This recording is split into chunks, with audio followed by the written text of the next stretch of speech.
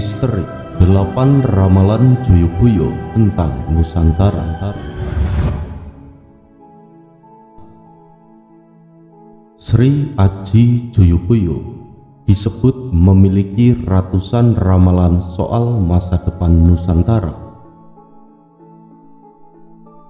Dia meramal Nusantara dari masa runtuhnya Kerajaan Kediri hingga sekarang.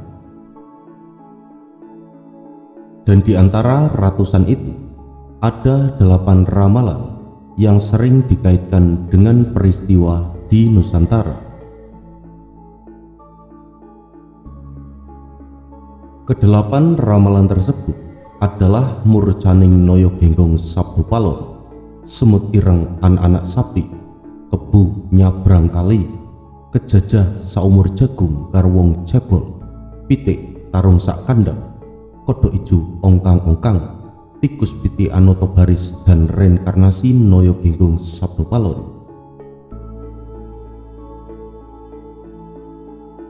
Munculnya kepercayaan akan ramalan Joyoboyo berasal dari kebiasaan masyarakat Jawa yang sering menghubungkan sesuatu peristiwa dengan ucapan para pujangga pendahulu alias otak-atik gathuk. Kadang orang Jawa itu berangkat dari kebiasaan otak-atik gathuk memang, tetapi sesuai dengan realitas sosial pada saat itu.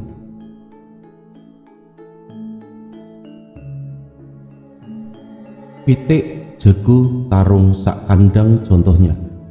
Ayam jantan berkelahi satu kandang. Ramalan itu sebenarnya adalah isyarat dari para pujangga pada waktu itu agar masyarakat mewaspadai akan adanya ancaman disintegrasi atau perpecahan bangsa. Istilah pitik jago tarung sak kandang itu sering dihubungkan dengan terjadinya peristiwa gerakan 30 September 1965 atau yang lebih kita kenal dengan istilah G30S.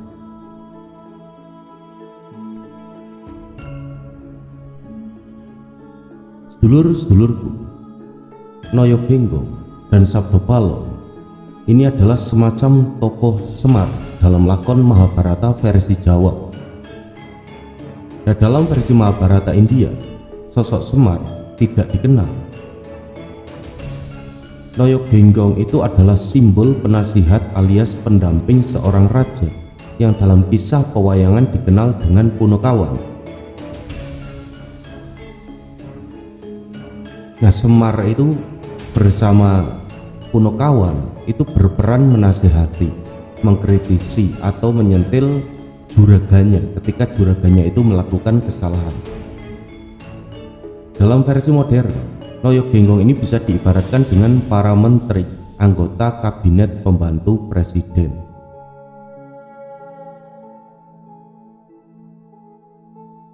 Ramalan Joyoboyo soal tentang semut ireng anak-anak sapi sering dihubungkan dengan kedatangan bangsa Eropa, yakni Portugis dan Belanda, Londo menjajah Indonesia.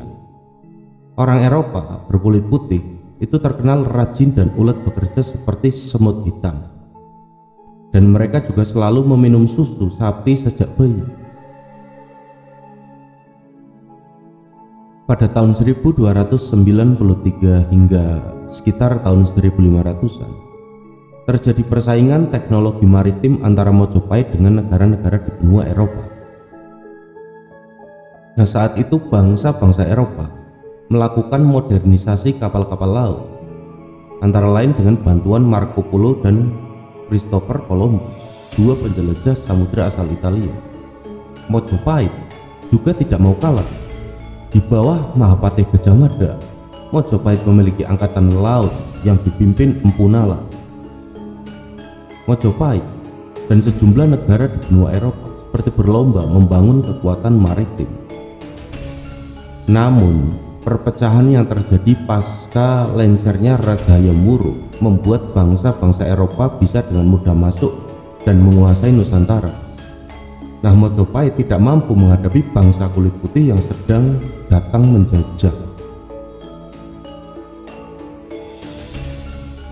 Lalu Selanjutnya, masyarakat sering menghubungkan ramalan Joyoboyo tentang Kebu Nyabrang Kali dengan peristiwa mengungsinya pemerintahan kerajaan Belanda ke Inggris. Nah, saat mengungsi mereka menyeberangi selat ini bermula ketika Eropa itu terjadi krisis ekonomi pada tahun 1292. Tahun 1933, Adolf Hitler yang memimpin Nazi menggerakkan Jerman untuk membangun kekuatan militer besar-besaran. Nah, 5 tahun kemudian kekuatan Nazi memang menjadi yang terkuat di Eropa. Jerman pun berhasil menaklukkan Prancis. Lalu Jerman juga menaklukkan Belanda dan Belgia.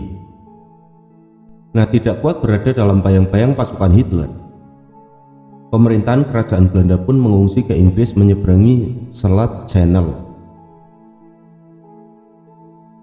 Di versi lain, Kebu Nyabrang Kali diartikan sebagai dibawanya kekayaan Nusantara oleh bangsa asing ke luar negeri. Mungkin ini kaitannya dengan harta amanah ya. Jadi bentuknya kolateral itu dibawa ke Belanda, mungkin saja. Ada juga ramalan yang selama ini juga dipercaya milik Joyoboyo yang berbunyi si kate cebol seumur jagung panguasane. Ini yang berarti si pendek kate hanya akan berkuasa seumur jagung. Versi lain menyebut kejajah seumur jagung karo wong cebol. Nah, ramalan ini diartikan bahwa bangsa Jepang itu hanya akan menjajah Indonesia seumur jagung. Tidak akan lama. Nah, seperti diketahui, pasukan Jepang itu mendarat di Indonesia pada 8 Maret 1942. Tentara dari negeri Sakura itu terusir dari Indonesia 3,5 tahun. Kemudian tepatnya pada Agustus 1945. Namun ramalan Joyoboyo soal ini diragukan keasliannya. Joyoboyo itu hidup di tahun 1130 sampai 1157, sementara tanaman jagung baru dikenal di Nusantara pada sekitar tahun 1400-an.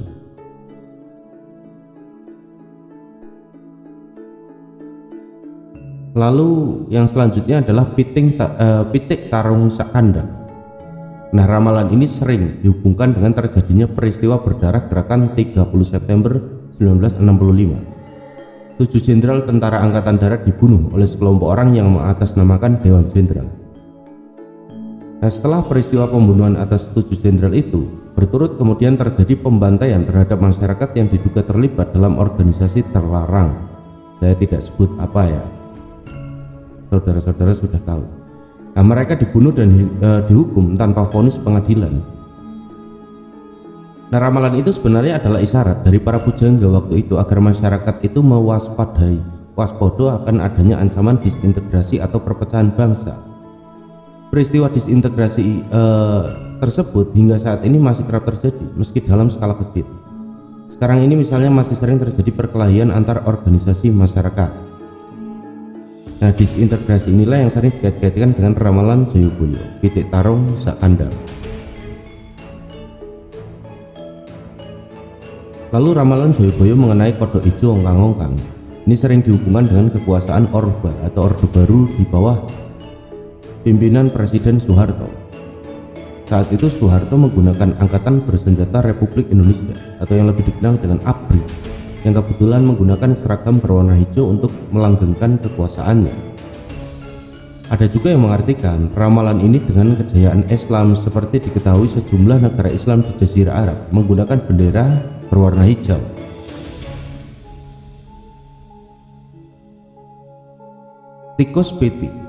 Tikus piti Anotobaris ini adalah simbol dari rakyat jelata yang memiliki angan-angan dan cita-cita untuk meraih mimpi.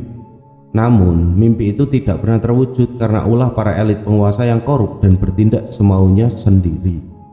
Akibatnya, rakyat kecil ini kemudian bersatu untuk mencari jalan menentukan hidupnya sendiri. Tikus piti itu kan ibarat rakyat kecil ya, yang selalu mempunyai harapan untuk meraih mimpi namun terhalang oleh perilaku korup dari elit politik. Maka kemudian mereka bersatu mencari jalannya sendiri untuk menggapai mimpi. Lalu selanjutnya adalah reinkarnasi Noyo Genggong Sabto Palem. Noyo Genggong dan Sabto Palon ini adalah semacam tokoh Semar ya, seperti yang saya sebutkan di awal pemaparan video ini. Jadi Noyo Genggong dan Sabto Palon ini adalah semacam tokoh Semar dalam lakon Mahabharata versi Jawa. Dalam versi Mahabharata India, sosok Semar ini tidak dikenal. Nah, Noyo Genggong adalah simbol penasihat alias pendamping seorang raja yang dalam kisah pewayangan dikenal dengan Punakawan. Nah, contohnya sebelum pemilihan presiden dan wakil presiden 2014, banyak yang mengharapkan bahwa Joko Widodo adalah Ratu Adil seperti yang diramalkan oleh Joyoboyo. Namun kemudian setelah setahun lebih kepemimpinannya tidak menunjukkan bahwa Jokowi adalah Ratu Adil. Masyarakat kemudian berharap bahwa Noyo Genggong dan Sabto Palon muncul sebagai penasihat raja. Nah, Noyo Genggong adalah simbol penasihat alias pendamping seorang raja yang dalam kisah pewayangan dikenal dengan Punakawan. Noyo Genggong dan Sabto Palon berperan menasihati, mengkritisi, dan menyentil juragan ketika melenceng.